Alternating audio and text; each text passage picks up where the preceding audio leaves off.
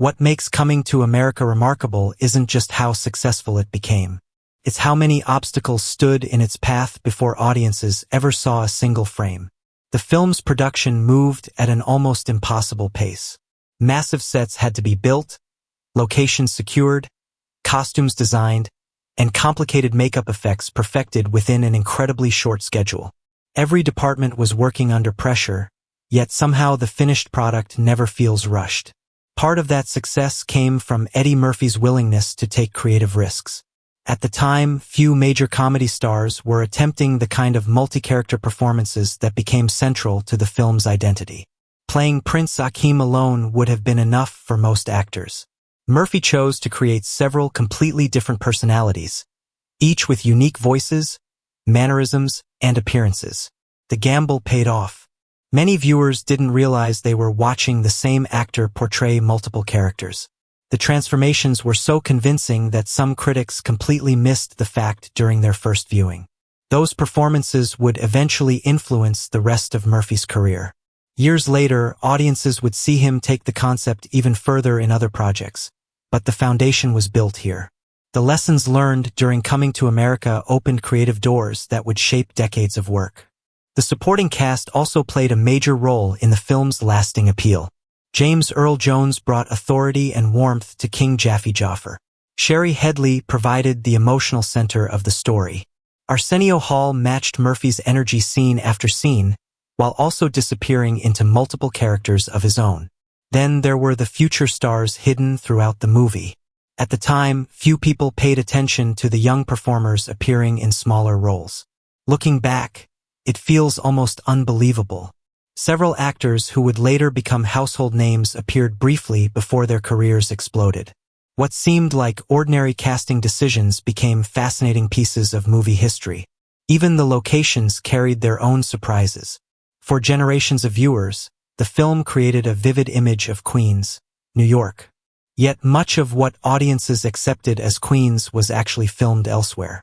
Through careful production design and smart filmmaking, different locations were combined to create a convincing version of the city that existed mostly in imagination.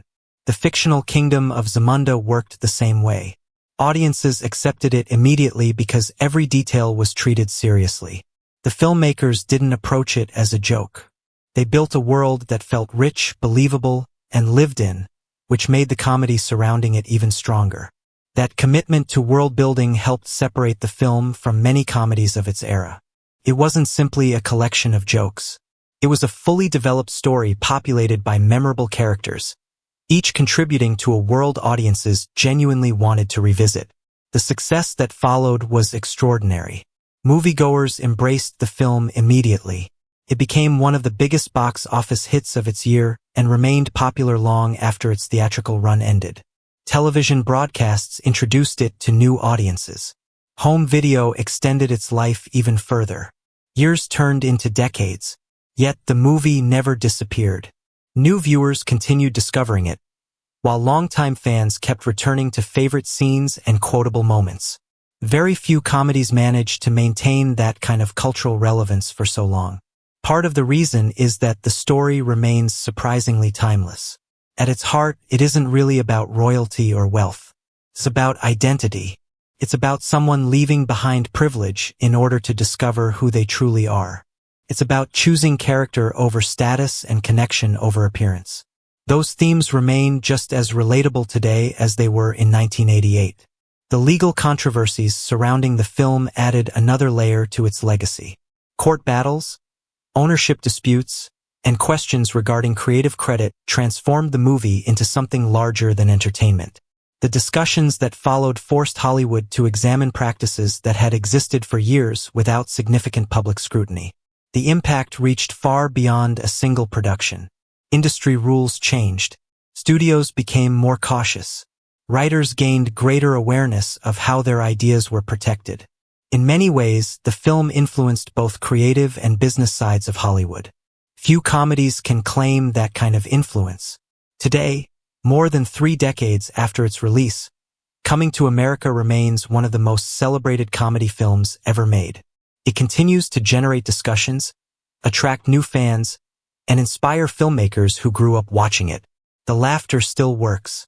The characters still resonate. The story still feels fresh. What began as a simple idea evolved into something much larger than anyone could have predicted. A comedy became a cultural landmark. A successful movie became a piece of Hollywood history. And a fictional kingdom called Zamunda secured a permanent place in popular culture. The audience came expecting jokes. What they received was a film that would outlive its era, influence an industry, and remain beloved for generations.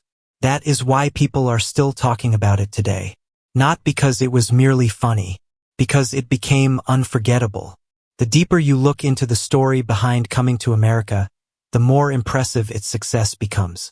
Most hit movies benefit from smooth productions, clear creative direction, and strong support from the studio.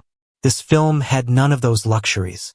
It faced production pressure, creative disagreements, legal complications, and constant uncertainty from the moment development began. Yet somehow every challenge seemed to make the final result stronger. One reason was the confidence Eddie Murphy had in the project. By the late 1980s, Murphy was one of the biggest stars in entertainment. Studios trusted him to draw audiences, and moviegoers trusted him to deliver laughs.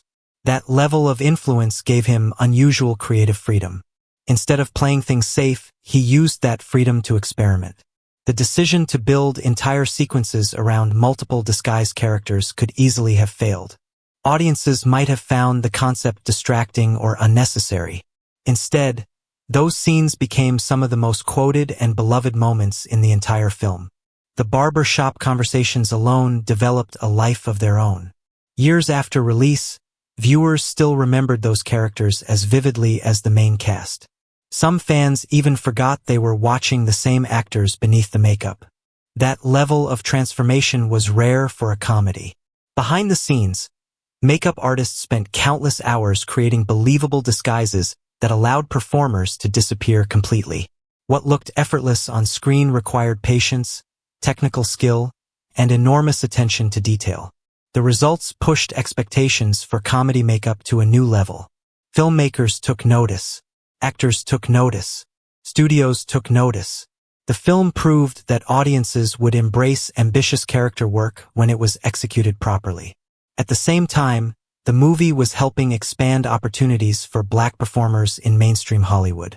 While many major productions of the era still relied on limited representation, Coming to America presented a large cast filled with talented black actors playing a wide variety of characters. The success of the film challenged assumptions that had existed inside the industry for years. Executives who doubted its commercial appeal were forced to confront the results. Audiences had spoken clearly. The film was not only successful, it was one of the biggest hits of its year. That achievement carried significance beyond ticket sales. It demonstrated that stories centered around black characters could attract broad audiences across every demographic. The impact would continue to be felt throughout the years that followed. Meanwhile, the film's reputation kept growing. What began as a box office success slowly evolved into something larger. It became part of popular culture itself. Quotes entered everyday conversation. Scenes became instantly recognizable. Characters transformed into icons. Even people who had not watched the film recently could often recall specific moments from memory. That kind of staying power cannot be manufactured. It happens only when a movie creates a genuine connection with audiences. Another reason the film endured was its balance. The comedy is broad and energetic, but beneath the humor sits a surprisingly sincere story. Prince Akeem's journey is funny, yet it is also relatable. His search for authenticity gives emotional weight to the entire narrative. Without that emotional core, the movie would likely have been forgotten years ago. Instead, viewers continued returning because they cared about the characters as much as the jokes. Generations discovered the film in different ways. Some experienced it in theaters. Others found it through television broadcasts. Many were introduced to it by parents, relatives, or friends who insisted it was a movie everyone needed to see at least once. Each generation seemed to reach the same conclusion. The film still worked. The humor remained effective. The performances remained memorable. The story remained engaging. Few comedies survive changing tastes and cultural shifts as successfully as Coming to America. That is what separates classics from ordinary hits. A hit succeeds for a season. A classic survives for decades. More than 30 years after its debut, people still discuss the performances, repeat the lines, and debate their favorite scenes. New audiences continue discovering it, often with the same enthusiasm as viewers who saw it on opening weekend. That level of endurance is rare. The production may have been filled with challenges, but the finished film achieved something extraordinary. It outlived the obstacles. It outlived the controversies. It outlived the predictions that it would simply be another successful comedy of the moment. Instead, it became one of the defining comedy films of its generation. A movie built under pressure. A story surrounded by controversy. Production filled with uncertainty. And yet, against every expectation, it became a lasting piece of cinematic history. That may be the greatest secret behind Coming to America. Not how difficult it was to make, but how impossible it seems that everything came together so perfectly in the end.